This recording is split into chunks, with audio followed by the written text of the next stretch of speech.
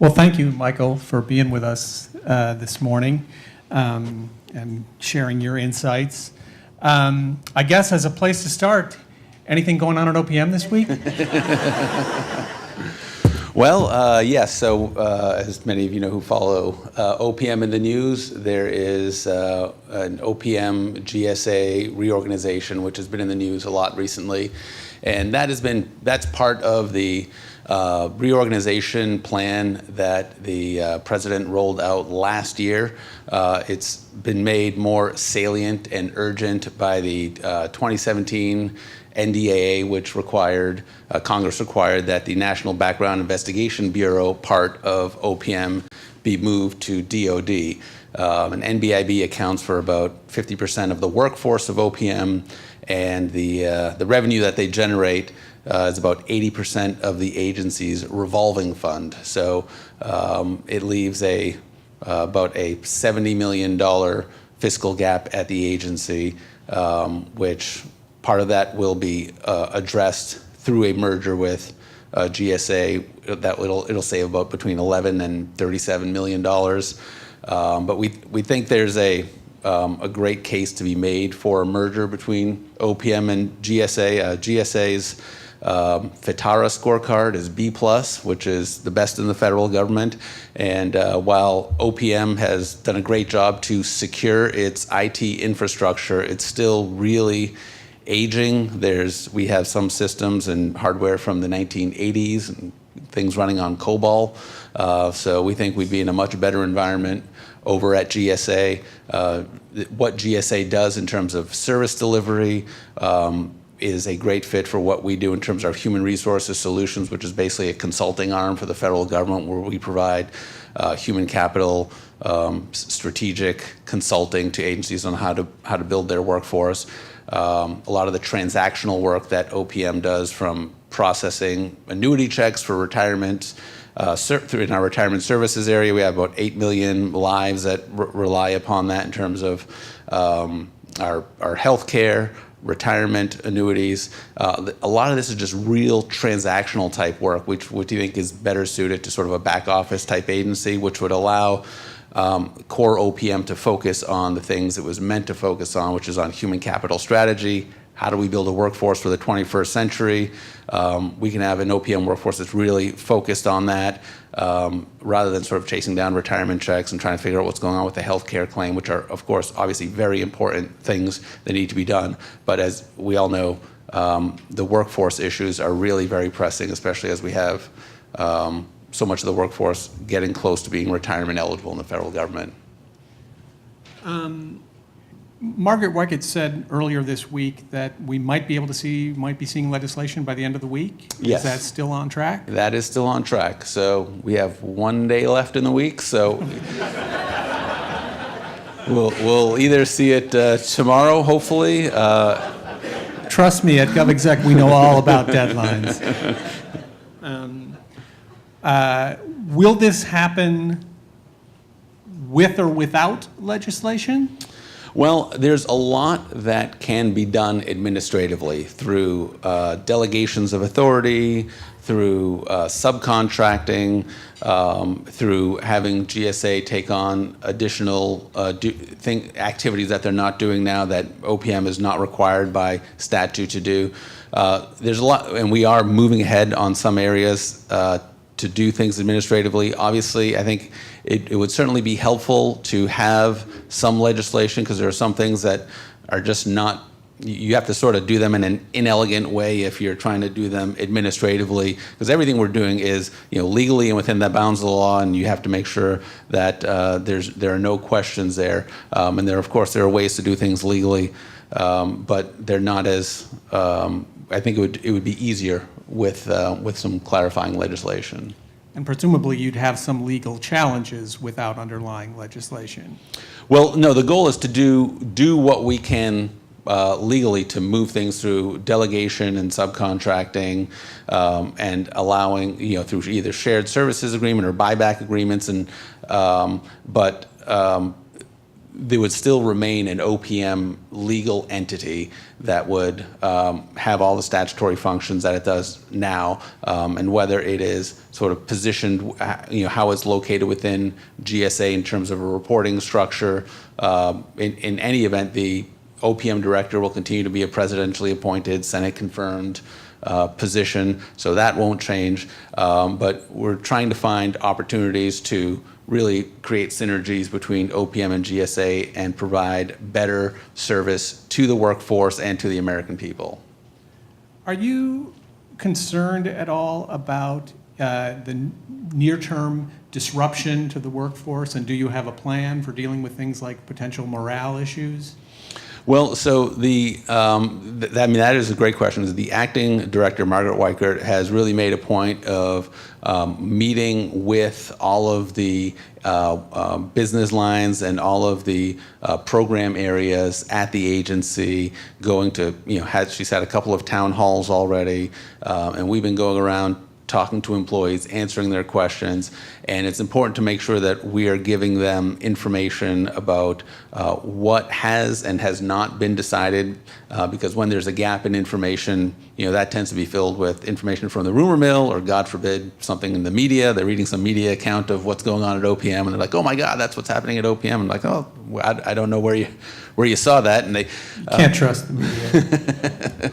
So, but as the director said, we need everyone at OPM to do the work that they're doing, the work that OPM is doing today, and the work that individuals are doing at OPM today will need to be done tomorrow. There is no magical extra workforce in waiting over at GSA that's ready to do the work that OPM does, or that has the expertise to do the things that many of the people at OPM do. So we're going to need them and their expertise and their institutional knowledge to be able to continue to execute on the functions that OPM does. And that's the message that Margaret and I have been delivering to the OPM workforce. At the risk of getting too far into the weeds, are people going to physically move to GSA, or are a lot of people just going to stay where they are and be working under a different agency? Yeah, that question has not been decided yet, but I can tell you this: there's not. I've worked at GSA. I've actually been an appointee there twice, both in the Bush administration and in this current administration, and I've worked at 1800 F Street, and I can tell you there is not enough room in that building to accommodate every OPM employee. And the building that OPM is currently in on 1900 E Street is actually a GSA-owned building, as is almost every building in the federal government owned by GSA. So we're already in a GSA building. And so my guess is that probably most of the workforce will probably remain exactly where they are, especially in the early going as we get into year 2 and 3 and we start to see where it makes sense to put people who are working together more physically co-located. That will probably happen. We're doing an assessment of the space in the building in terms of how much we're currently using. When the OPM building was first built, if anyone's ever been there, it's a 7-floor building, and the director's office is on the 5th floor. Anyone who knows how federal buildings work, usually the agency head is on the top floor and in a corner office, and that is not where the director is. And that's because the top 2 floors of the building were leased to the State Department when the building was first built.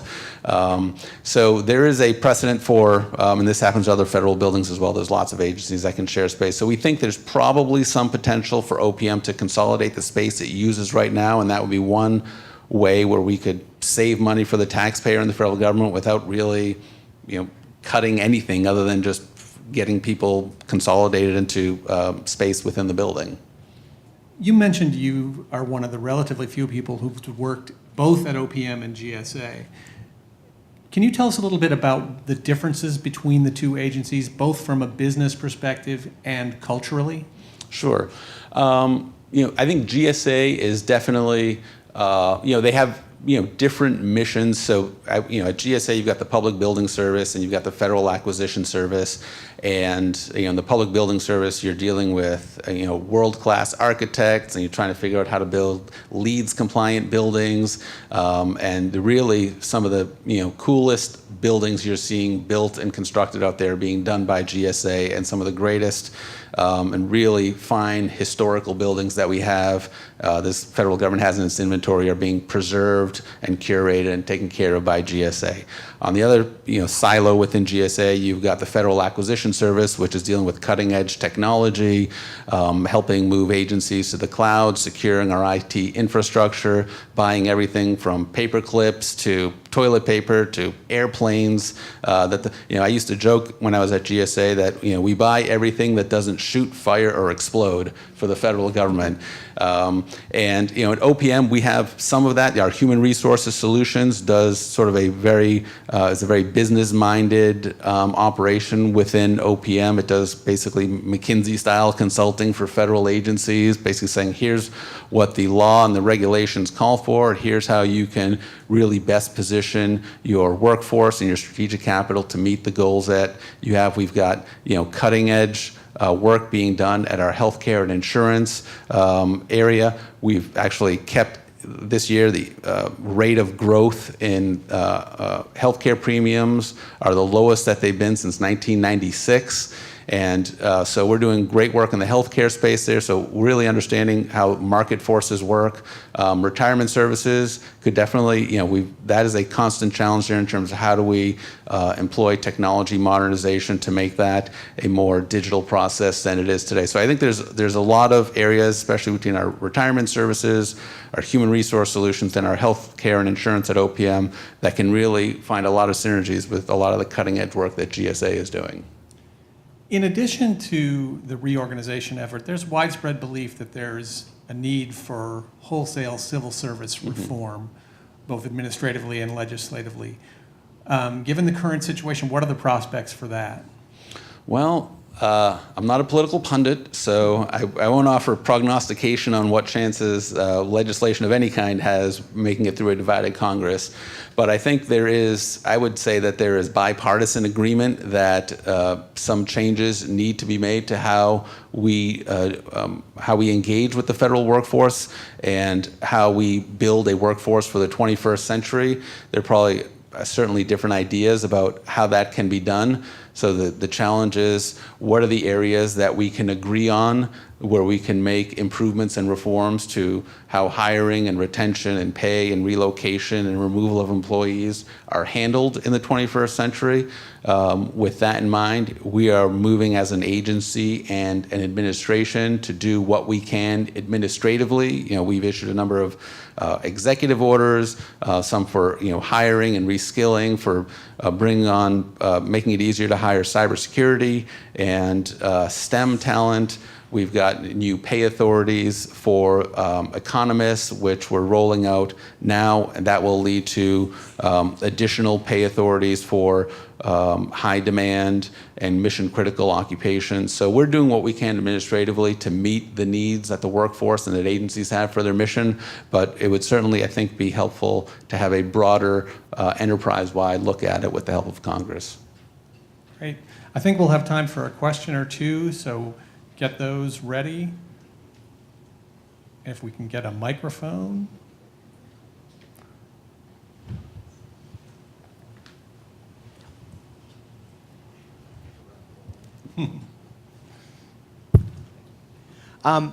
You were mentioning GSA and OPM. I thought the plan was the policy arm was going to go to OMB and the infrastructure and some of the other stuff was going to GSA. Has that plan changed or?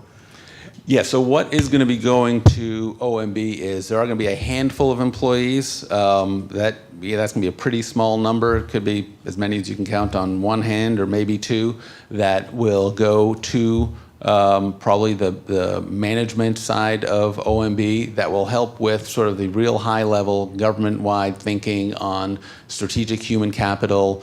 In a lot of ways, kind of like you have the Office of Federal Procurement Policy at OMB that helps to think about how do we do procurement in the federal government, but you still have, GSA and DOD and NASA that own the FAR, and GSA does, when everyone thinks of procurement, they don't really think of OFPP, they think of GSA. So there'd be something along those lines where you've got folks who just spend their time thinking all day about human capital and where we can improve things for the federal government.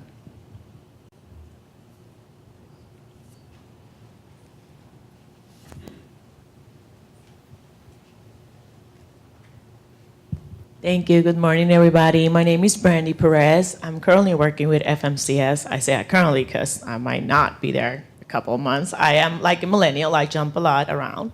My question is, for OPM regulations, as an HR specialist, we are finding that our GIPA and our data standards and everything is so dated. Are you thinking of updating those regulations anytime soon?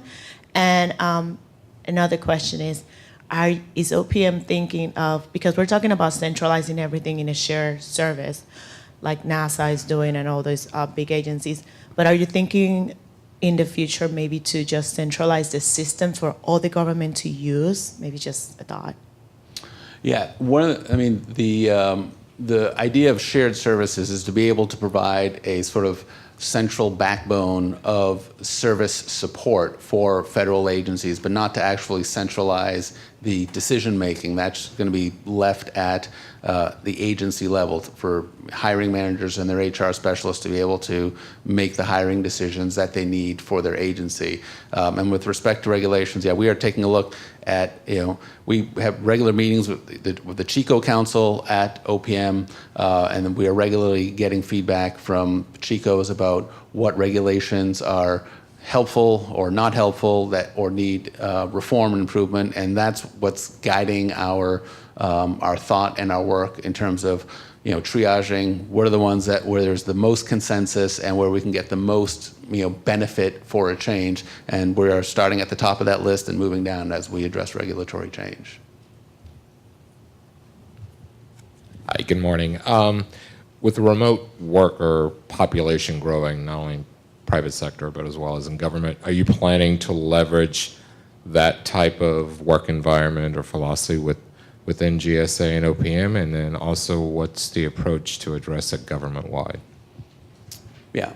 Well, as you know, we've got a lot of remote working and teleworking. There was a big push for that over the last number of years within the federal government to and allow employees to do that. I think one of the challenges we have there is making sure that managers and supervisors are able to ensure that productivity remains, that we have some kind of way to measure productivity to ensure that that is not falling off when we have remote work and telework. But as we move to a more knowledge-based economy, and as we move toward moving up the value chain of work that federal employees are doing, that's not work that necessarily needs to be done at a desk or a cubicle in a federal building in downtown DC. But there's also a lot to be said for the collaboration that can happen among a team and within a team within a building. I want to make sure we maintain the right balance so that people can work together and collaborate and find solutions. So I think the thinking on that has been that it is best left to agency heads and managers about what is best for their individual units to ensure the most, that they're getting the most out of it. Yes. As we were looking towards modernizing the workforce in the future, can you talk a little bit about job classifications and maybe the role of OPM in the future, and just in general your thoughts? Yeah. So that's an issue that it requires changing or creating new job classifications is it's a lengthy process, and that's something that we are taking a look at about what is sort of the value proposition of doing that. I mean, we look at like the GS pay schedule. You've got 15 grades and 10 steps in between, and people have within grade increases every year, and you sort of have this. The job classifications are sort of tied into that. And I think we need to, when we think about modernizing the civil service, we need to rethink how we classify jobs and whether the process that has served us well in the 20th century is the same process and procedural setup that is going to serve us well in the 21st century. My guess is I think I see a lot of heads nodding here. I think that's an area for reform, I think. I think we have time for one more question. Hi. I know you and Acting Director Weichert have talked about the $70 million shortfall that could come from MBIB when it leaves, as well as a lot of aging tech at OPM. But I guess what's the rationale for a large-scale merger with GSA rather than potentially less disruptive changes to OPM's appropriations and how, legislatively, how the OPM CIO, for instance, can spend IT dollars? Yeah. So the idea for the merger with OPM and GSA predated the NDAA legislation requiring the MBIB move. That move just sort of further accelerated and highlighted the need for the GSA merger. In terms of disruption, I mean, I think there's, change is always something that's, life is, there's a lot of change in life, but I don't think that, the flag that we all salute, we have an OPM flag, there's a GSA flag, but the most important flag that we all salute is the American flag. And we're all going to be working in the federal government. We're all, OPM employees are still going to be reporting to up through an OPM director, which is going to be, hopefully part of GSA once the merger is complete. And I would say, most OPM employees are probably going to continue to work in the same building that they work in today. So I think it's the uncertainty around that people may feel around change that might cause a feeling of disruption. But I think one of the things that the acting director and I are doing in terms of talking to employees about what the change actually means for them, which is that the work that they're doing today is going to be needed to be done tomorrow, and the best people to do that work tomorrow are the same people who are doing it today. So we really don't want disruption in terms of the workforce or the work being done. We are looking to sort of create some efficiencies and to move to a stronger IT environment. GSA has a B+ on their FITARA scorecard. OPM does not. I mean, OPM has done a great job in terms of securing its IT infrastructure, but it's still really old. And we need to be able to move to the 21st century in our IT infrastructure and allow the agency to be able to focus on its core mission, which is human capital. I'm afraid we've reached the end of our time, but please join me in thanking Deputy Director Rigas for sharing your insights.